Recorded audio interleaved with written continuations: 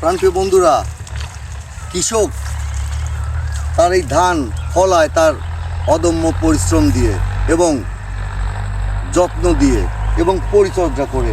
সেরকম একটা কৃষক ভাইয়ের ক্ষেতের কাছে আসলাম। ধান তো হয়ে গেছে, আর কতদিন লাগবে হতে এটা? আর মাছ ধরে পরিশ্রম কেমন দিয়েছেন এখানে? ভালো পরিশ্রম না দিলে ধান হয়।